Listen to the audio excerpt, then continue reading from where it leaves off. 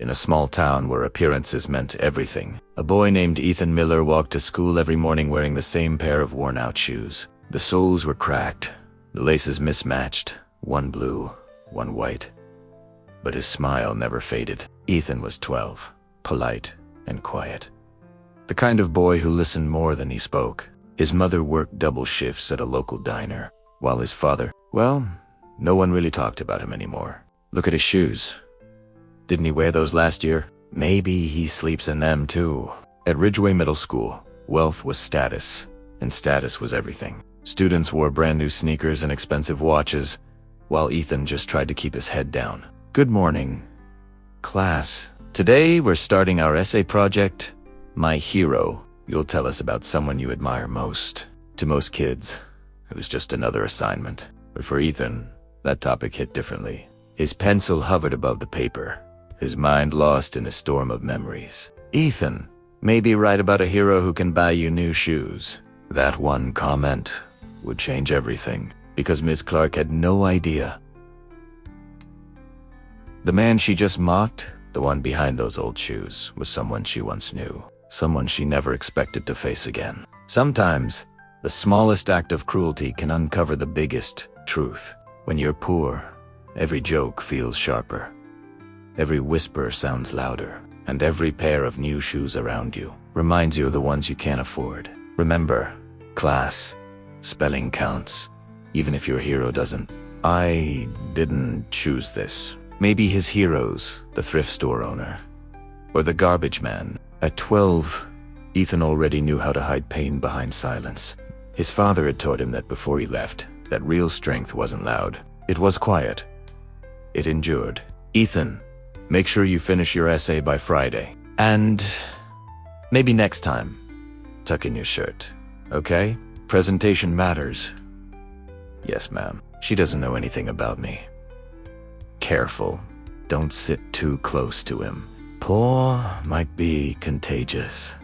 Hey, ignore them. They just talk, because it's easier than thinking. You're not embarrassed to sit here. Why would I be? You didn't do anything wrong. Ethan, I need to see you in my office after lunch. Oh, trouble for the shoe boy. Ethany, your attendance is irregular, your homework's often late, and, well, I can tell you're struggling. Maybe your mother should consider getting more help. Do you even know where your father is? No, ma'am? I don't.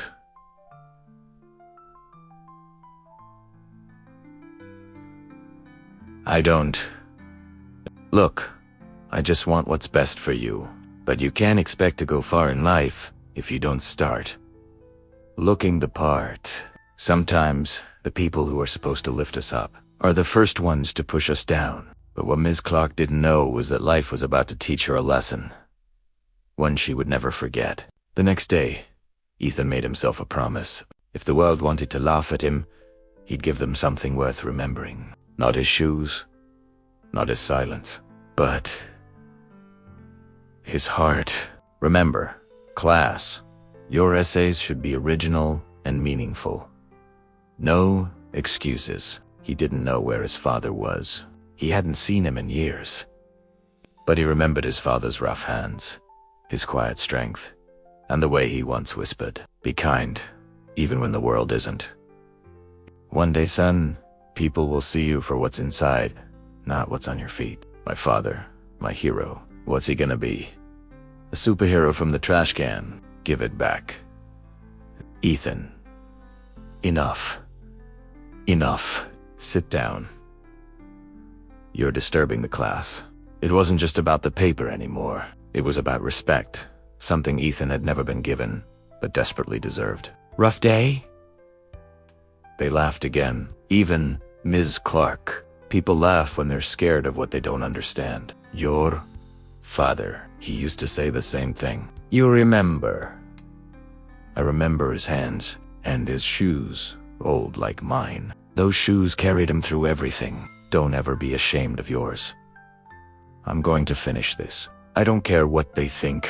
At first, she expected broken grammar, maybe a few sentimental lines. But as she read, her expression changed, line by line.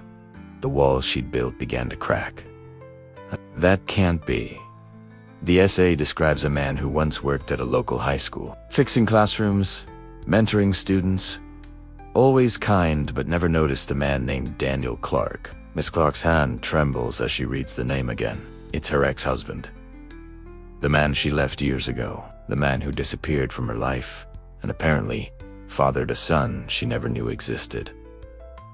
The laughter that once came so easily now felt like poison. He told me to always be kind, even to those who aren't. Fate has a cruel way of bringing people face to face with the truth. And for Miss Clark, the truth had just walked into her classroom, wearing broken shoes. Some truths don't whisper. They roar in silence, demanding to be faced. My father taught me that kindness is not weakness. He said, "One day, someone will laugh at your shoes, son. But you'll keep walking, because love is louder than pride." Good morning, everyone. Read your essays. Some of them made me laugh, some made me cry. But one of them reminded me what teaching really means. Probably not Shoeboy. Ethan Miller. Would you come up here, please? Ethan, may I ask your father's name? Daniel? Daniel Clark. He worked here once, years ago. Daniel Clark. He used to fix the lights here. I don't remember much, but my mom said he always smiled, even when things were hard. Ethan, I knew your father. You knew him. He was my husband. Before I left. Before I, and in that moment, everything stopped. The laughter, the judgment, the noise. Only truth remained. You're Miss Clark. You're the one he told me about, the teacher who used to make him smile. I didn't know. I swear. Ethan, I didn't know he had a son after he left. You laughed at me. You laughed at him. Those shoes, they were his. I'm so sorry, Ethan. I didn't see you. I didn't see him. My father forgave people, even when they didn't deserve it. I think he'd want me to do the same. Sometimes forgiveness isn't weakness. It's the loudest kind of strength there is. Sometimes life doesn't give us apologies wrapped in perfect words. Sometimes it gives us broken moments and the choice to heal them. Etha, may I sit? I went through old records last night. I found pictures of your father. In the workshop, he used to fix my classroom fan every summer. I never thanked him. He said teachers were the builders of dreams, and I forgot that. I forgot why I started teaching. Ethan, I can't undo the things I said, but if your father could see you now, the way you stood tall when I failed, he'd be proud, truly proud. He told me to keep walking, even when it hurts. Then let me walk with you.